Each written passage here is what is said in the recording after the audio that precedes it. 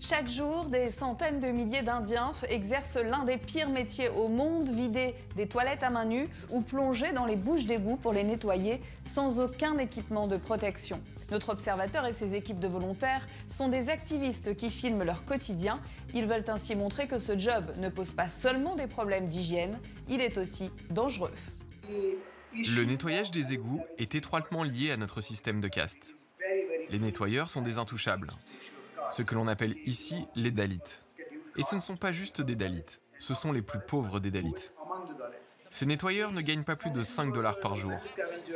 Ils n'ont pas de congé, ne reçoivent pas de retraite et n'ont pas d'assurance médicale.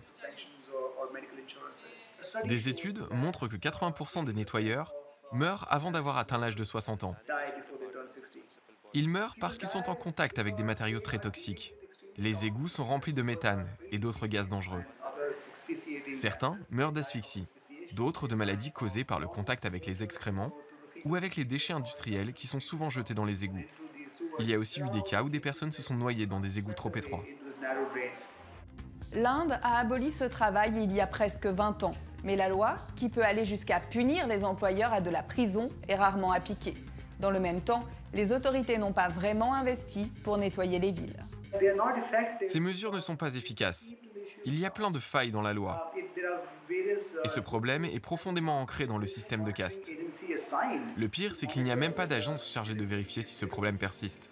C'est vraiment honteux. Donc en surface, le gouvernement fait mine de s'intéresser à la persistance de ce problème. Mais au fond, il n'y a pas de vraie volonté politique de faire bouger les choses.